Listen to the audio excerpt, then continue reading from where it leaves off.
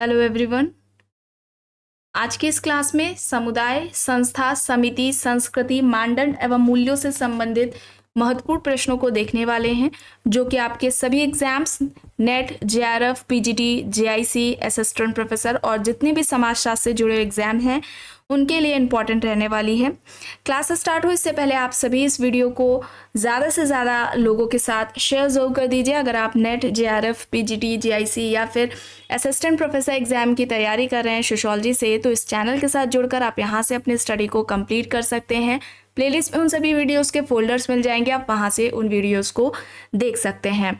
इससे पहले इस टॉपिक से जुड़ी हुई 4 क्लासेस हो चुकी हैं, जिसका फोल्डर इसी नाम से बना दिया गया है, जो कि आपको चैनल के प्लेलिस्ट में मिल जाएगा। आप वहाँ से उन क्लासेस को देख सकते हैं। ओके, यहाँ तक हो गया था। चलिए यहाँ से शुरू करना है। आइए देखते हैं प्रश्न क्या है। यह कहना कि सामाजिक मानदंडों का उल्लंघन अपराध है किसके द्वारा कहा गया? हेस, हैकरवॉल, मावरर, इलियट एंड मेरेल यहाँ पर ऑप्शंस दिए गए हैं। सामाजिक मानदंडों का उल्लंघन अपराध कहलाता है या किसके द्वारा कहा गया है? सही क्या होगा? और अपराध, क्राइम, इस पर भी क्लासेस हो चुकी हैं, इस टॉपिक को भी कंप्लीट कराया गया है। यहाँ पर सही क्या होगा? मावरर होगा। ऑप्शन सी यहाँ पर राइट होगा। प्रश्न है, जहां एक और भारतीय मुसलमानों ने हिंदुओं से जाति व्यवस्था सीखी, वही हिंदुओं ने भी मुसलमानों से पर्दा प्रथा सीखी है। यह उदाहरण इनमें से किसके अंतर्गत आएगा? संस्कृतिकरण, विसरण, पर संस्कृति, केंद्रवाद। यहाँ पर ऑप्शंस दिए गए हैं। सही क्या हो जाएगा? सही क्या होगा? जहां एक और भारतीय मुसलमानों ने हिंदुओं से जाति व्यवस्था सीखी, वहीं हिंदुओं ने भी मुसलमानों से पर्दा प्रथा सीखी है। यह उदाहरण इनमें से किसका है? पर संस्कृतिकरण होगा यहाँ पर। ठीक है, पर संस्कृतिकरण होगा। ऑप्शन सी यहाँ पर राइट होगा। प्रश्न है, निम्न में से किसने कहा है कि अधिकांश संस्थाएं जनरीतियों से प्रारंभ करके प्रथाओं के तत्पश्चात रूढ़ियों में विकसित होकर तब परिपक्व होती हैं जब नियम विशिष्ट हो जाते हैं? ऑप्शंस देख लेते हैं। मैकेवर, ऑगबर्न, सोरोकिन, समनर यहाँ पर दिए गए हैं। राइट आंसर क्या होगा? अधिकांश संस्थाएं जनरीतियों से प्रारंभ होकर प्रथाओं के पश्चात रूढ़ियों में विकसित हो जाती हैं, तब ये परिपक्व होती हैं जब नियम विशिष्ट हो जाते हैं। यह इनमें से किससे संबंधित है? समनर से संबंधित है। ठीक है, समनर यहाँ पर होगा। डी राइट आंसर हो जाएगा। और संस्थाओं की उद्विकास की जो अवधारणा है वो समनर द्वारा ही दी गई है। डी यहाँ पर राइट है। प्रश्न है, किसने कहा है कि संस्कृति या सामाजिक विरासत मानव प्रजाति की स्मृति है? Robert Bierstedt, S C. Dube, M N. Srinivas, G S. Ghurye यहाँ पर ऑप्शंस हैं। संस्कृति या सामाजिक विरासत मानव प्रजाति की स्मृति है या किसका कहना है? राइट आंसर यहाँ पर क्या होगा? राइट आंसर यहाँ पर क्या हो जाएगा? एस.सी. दुबे, श्यामा चरण दुबे। बी यहाँ पर राइट होगा। प्रश्न है, कृषक समाज के सामाजिक सांस्कृतिक विश्लेषण के लिए किसने लघु परंपरा और वृहत परंपरा की अवधारणाओं को प्रतिपादित किया है? Robert Redfield, McKim Marriott, M N. Srinivas, Milton Singer यहाँ पर ऑप्शंस हैं। कृषक समाज के सामाजिक सांस्कृतिक विश्लेषण के लिए इनमें से लघु परंपरा और वृहत परंपरा की अवधारणाओं को इनमें से किसने दिया है? Redfield, McKim Marriott, M N. Srinivas, Milton Singer यहाँ पर ऑप्शंस हैं। रॉबर्ट रेडफील्ड हो जाएगा। ठीक है, रॉबर्ट रेडफील्ड हो जाएगा। ऑप्शन ए यहां पर राइट आंसर हो जाएगा। प्रश्न है, निम्न में से किसने कहा है कि सभी संस्कृतियां एक नियमित अनुक्रम से गुजरती हैं जो कि बसंत, ग्रीष्म, पतझड़ तथा शीत के अनुरूप हैं? टॉयनबी, चैबेन, स्पैंगलर, क्रोबर यहाँ पर ऑप्शंस हैं। सही क्या होगा? सभी संस्कृतियां एक नियमित अनुक्रम से गुजरती हैं जो कि बसंत, ग्रीष्म, पतझड़ और शीत के अनुरूप हैं। यह इनमें से किससे संबंधित है? स्पैंगलर से। सी यहां पर सही होगा। प्रश्न है, प्रतिमानों को व्यवहार का ब्लूप्रिंट किसने कहा है? Broom and Selznick, Ralph Linton, MacIver and Page, Kingsley Davis यहाँ पर ऑप्शंस हैं। प्रतिमानों को व्यवहार का ब्लूप्रिंट इनमें से किसके द्वारा कहा गया है? इस प्रश्न का सही उत्तर क्या होगा?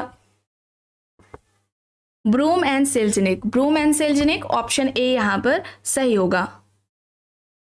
प्रश्न है, संस्कृति मनुष्य की कृति है तथा एक साधन है जिसके द्वारा वह लक्ष्यों की प्राप्ति करता है, किसका कथन है? Spencer, Robert Redfield, Tylor, Malinowski. यहाँ पर ऑप्शंस दिए गए हैं। संस्कृति मनुष्य की कृति है तथा एक साधन है जिसके द्वारा वह लक्ष्यों की प्राप्ति करता है, इनमें से यह किससे संबंधित है? क्या होगा? मैलिनोवस्की होगा। देखिए, मैलिनोवस्की ने मानवीय आवश्यकताओं का सिद्धांत दिया था। इन्होंने 3 तरह की आवश्यकताओं की बात की थी। आवश्यकताएं के 3 प्रकार बताए थे। आवश्यकताओं की प्राथमिक आवश्यकता, द्वितीयक आवश्यकता और तृतीयक आवश्यकता। और इन सभी आवश्यकताओं की पूर्ति का साधन किसे बताया था? इन्होंने संस्कृति को बताया था। और इस संस्कृति का जो निर्माण है वो व्यक्ति ने ही किया है अपनी इन आवश्यकताओं को पूरा करने के लिए। ठीक है, तो यहाँ पर डी होगा सही। प्रश्न है, एक संस्कृति एक व्यक्तित्व की अवधारणा विकसित की गई है। किसने यह अवधारणा दी है? एक संस्कृति एक व्यक्तित्व की अवधारणा किसके द्वारा दी गई है? Wissler, Opler, Tylor, Ruth Benedict. यहाँ पर ऑप्शंस हैं। Wissler, Opler, Tylor, Ruth Benedict. यहाँ पर ऑप्शंस दिए गए हैं। एक संस्कृति एक व्यक्तित्व की अवधारणा किसने दी है? सही क्या होगा? सही होगा रूथ बेनेडिक्ट।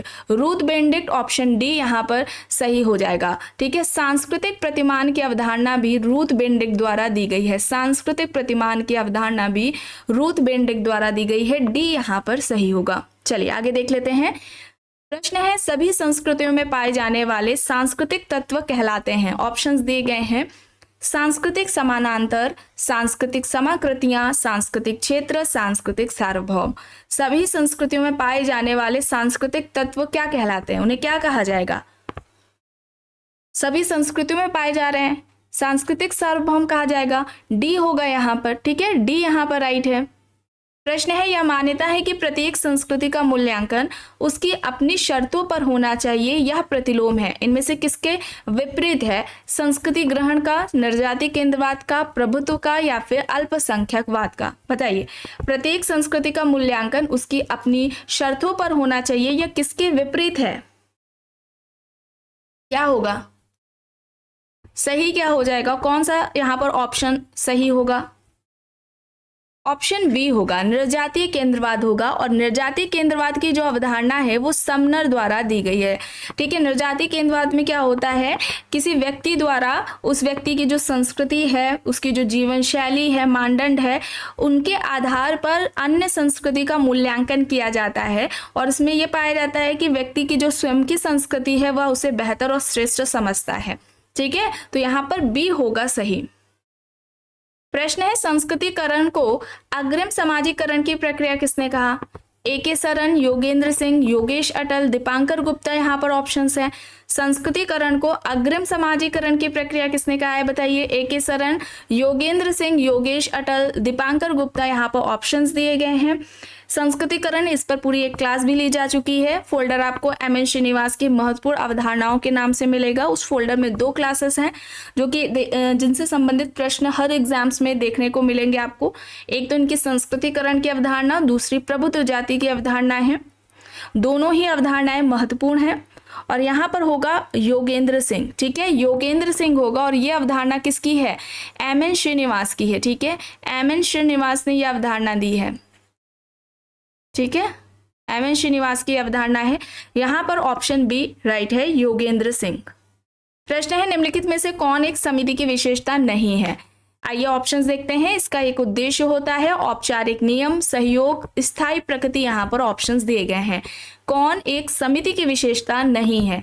इसका एक उद्देश्य होता है, औपचारिक नियम होते हैं, सहयोग होता है और स्थायी प्रकृति। देखिए, स्थायी नहीं होती है। ठीक है, अस्थायी प्रकृति होती है, अस्थायी प्रकृति होती है इसकी, स्थायी प्रकृति नहीं होती है। डी यहाँ पर राइट होगा। प्रश्न है, किसने जनजाति को समान संस्कृति वाले जन समूह के रूप में परिभाषित किया है?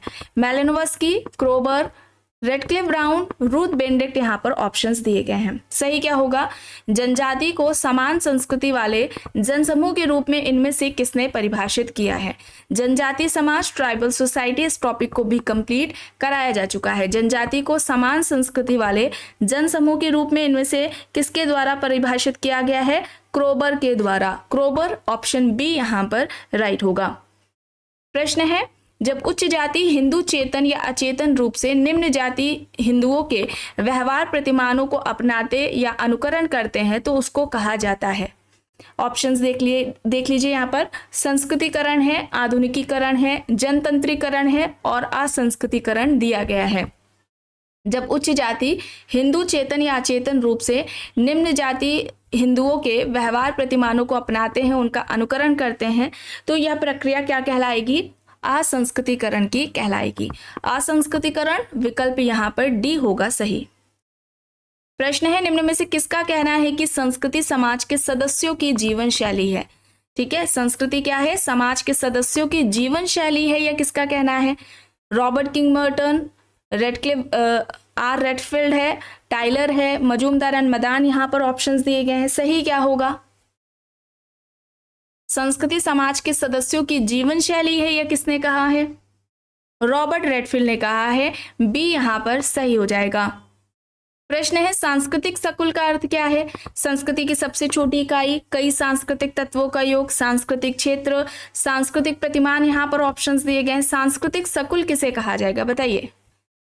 राइट आंसर क्या होगा? कई सारे सांस्कृतिक तत्वों का योग सांस्कृतिक सकुल कहलाता है। ऑप्शन बी यहाँ पर राइट होगा। प्रश्न है, किसके मत अनुसार संस्कृति एक सामाजिक विरासत है, इसका विकास एवं संरक्षण समस्त समाज के द्वारा होता है? ऑप्शंस में रॉबर्ट बियरस्टेट है, मेटा स्पेंसर है, टाइलर हॉबेल दिए गए हैं। इनमें से किसके अनुसार संस्कृति एक सामाजिक विरासत है, इसका विकास और संरक्षण समस्त समाज के द्वारा होता है? क्या होगा यहाँ पर? राइट आंसर क्या होगा यहाँ पर? राइट आंसर क्या हो जाएगा यहाँ पर? रॉबर्ट बियरस्टेट होगा। रॉबर्ट बियरस्टेट, ऑप्शन ए यहाँ पर राइट आंसर हो जाएगा। इनकी एक पुस्तक है the social order, most important book है, अक्सर एग्जाम्स में पूछी जाती है, 1970 में आई थी, याद रखिएगा। द सोशल ऑर्डर किसकी है? रॉबर्ट बियरस्टेट की है। ऑप्शन ए यहाँ पर राइट होगा।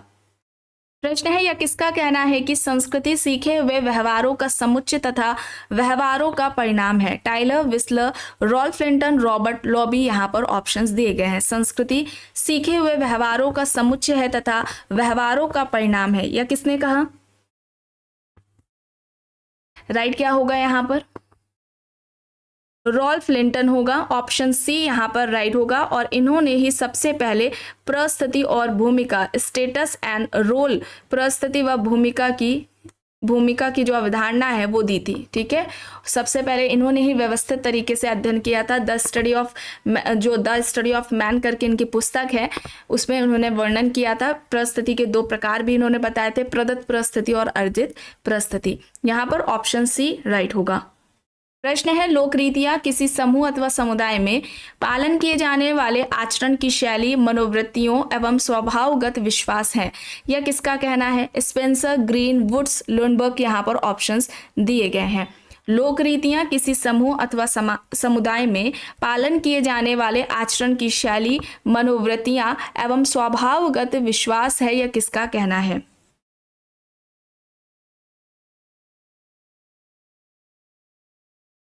राइट आंसर लुंडबर्ग होगा। डी यहाँ पर सही होगा।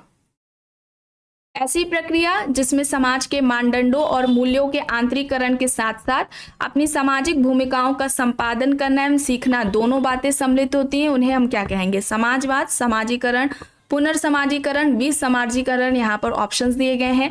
ऐसी प्रक्रिया जिसमें समाज के मानदंडों और मूल्यों के आंतरिकरण के साथ साथ अपनी सामाजिक भूमिकाओं का संपादन करना एवं सीखना, ये दोनों ही बातें सम्मिलित होती है, उसे क्या कहा जाएगा? राइट आंसर क्या होगा यहाँ पर? राइट आंसर यहाँ पर समाजीकरण होगा, सोशलाइजेशन होगा। बी यहाँ पर राइट होगा। समाजीकरण को भी कंप्लीट कराया जा चुका है। समाजीकरण क्या है, इससे संबंधित कुछ इंपॉर्टेंट बातें देख लेते हैं जो कि एग्जाम्स में पूछी जाती हैं। समाजीकरण एक सीखने की प्रक्रिया है। चूंकि सीखने की प्रक्रिया है तो यह व्यक्ति के पूरे जीवन प्रयत्न चलती रहती है, जीवन भर चलेगी, तो ये कैसी हो जाएगी? गतिशील प्रक्रिया हो जाएगी। ठीक है, गतिशील प्रक्रिया है, निरंतरता इसमें पाई जाती है, निरंतरता है। ठीक है, निरंतरता इसकी विशेषता हो जाएगी। प्रारंभिक जो अवस्था पूछी जाती है, ठीक है, ध्यान रखिएगा, प्रारंभिक अवस्था, बाल्यावस्था, जो समाजीकरण की प्रारंभिक अवस्था है वो क्या है? तो बाल्यावस्था है। ये सभी बातें एग्जाम्स में पूछी जाती हैं, इनसे संबंधित प्रश्न बनते हैं, इसीलिए आपको बताई जा रही है। एक प्रश्न बनता है महत्वपूर्ण अवधारणा महत्वपूर्ण अवस्था से कि समाजीकरण की महत्वपूर्ण अवस्था कौन सी है, तो ध्यान रखेंगे आप, बाल्यावस्था से किशोरावस्था, बाल्यावस्था से किशोरावस्था मानी जाती है। ठीक है, सीखने की प्रक्रिया है, जीवन प्रयत्न चलती है, चूंकि जीवन भर चल रही है तो ये क्या होगी, गतिशील प्रक्रिया है, निरंतरता पाई जाती है। प्रारंभिक अवस्था इसकी बाल्यावस्था है और महत्वपूर्ण अवस्था बाल्यावस्था से किशोरावस्था मानी जाती है। बी यहाँ पर राइट है। एंड जितनी भी बातें आपको बताई गई हैं ये सभी इंपॉर्टेंट है, इन्हें आप ध्यान में रखेंगे, इनसे संबंधित प्रश्न बनते हैं। अब देखिए यहाँ पर प्रश्न है, सांस्कृतिक केंद्र की अवधारणा विकसित की है, इनमें से किसने सांस्कृतिक केंद्र की अवधारणा दी, Wissler, Horton, Ralph Linton, Robert Park यहाँ पर ऑप्शंस है। सांस्कृतिक केंद्र की अवधारणा किसने दी है, सही क्या होगा, सांस्कृतिक केंद्र की अवधारणा किसके द्वारा दी गई है, विस्लर के द्वारा, ऑप्शन ए यहाँ पर राइट आंसर हो जाएगा। प्रश्न है, संस्कृति को बिना किसी दूसरी संस्कृति के मूल्यों के संदर्भ के उसकी स्वयं की विशेषताओं के आधार पर समझा जाना चाहिए और उसका मूल्यांकन किया जाना चाहिए, इसे क्या कहेंगे हम, सांस्कृतिक प्राधान्य, सांस्कृतिक सापेक्षवाद, सांस्कृतिक बहुल्यवाद और सांस्कृतिक विशिष्टता यहाँ पर ऑप्शंस दिए गए हैं। संस्कृति को बिना किसी दूसरी संस्कृति के मूल्यों के संदर्भ के उसकी स्वयं की विशेषताओं के आधार पर समझा जाना चाहिए और उसका मूल्यांकन करना चाहिए, इसे हम क्या कहेंगे, बताइए।